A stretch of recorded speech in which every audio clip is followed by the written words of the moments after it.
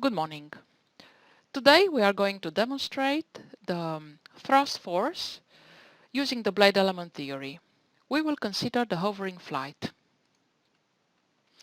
Consider first a blade element and look at the forces acting on the blade element. If you remember, every profile has a lift, dl, and a drag, dd. If you project these forces into the tip path plane, one will obtain the thrust force as a summation of the dl cosine phi inflow angle minus dd sinus phi, the sinus of inflow angle.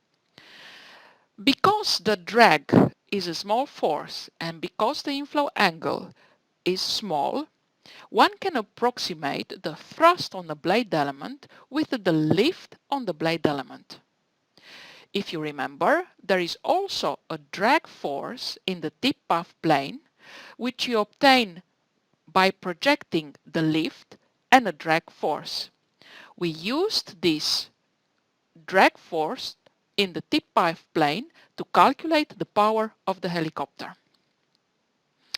So, going back to the thrust force in the blade element theory, in hovering flight, thus, the thrust on the blade element equals the lift on the blade element.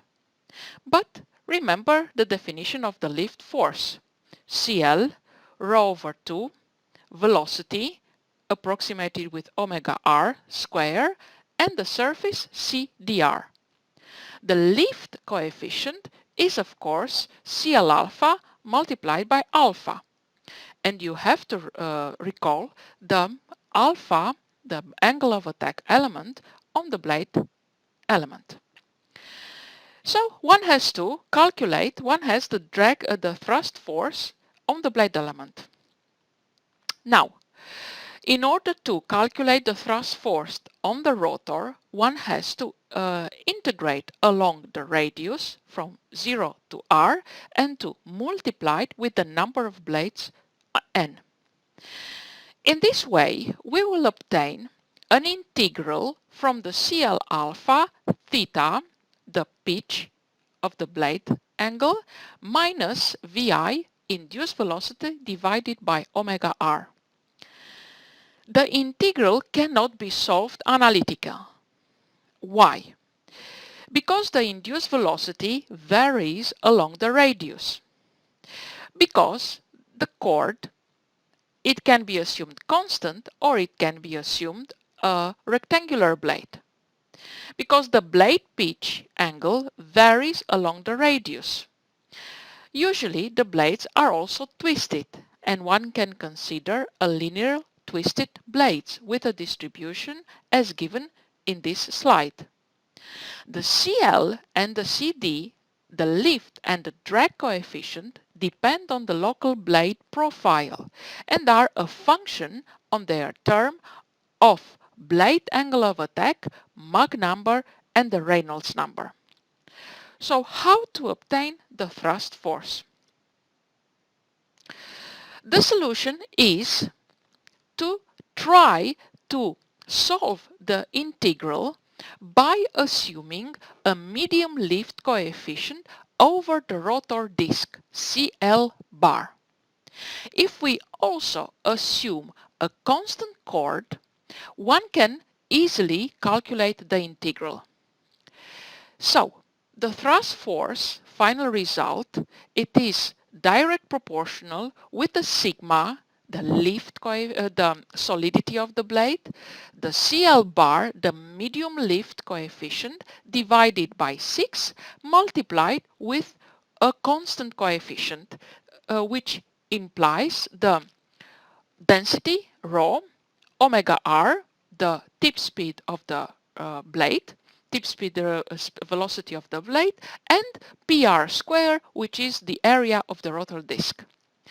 One can define the so-called thrust coefficient as a non-dimensional coefficient defined as the ratio of the thrust divided by rho PR square omega r square. In this way, it means that the thrust coefficient in hover for blade element theory equals with a very simple formula sigma CL bar over 6, where sigma is the solidity of the blade. So the thrust coefficient depends only on the solidity of the blade and the medium rotor disc coefficient. Usually, one is taking the integral not from 0 to r till the end of the blade, but to a range of 0.97 of the radius. This is because there are losses at the end of the blade. Considering the integral from 0 to 0.97 of the radius and performing again the integral, the solution for the thrust coefficient is sigma CL bar divided by a coefficient 6.6.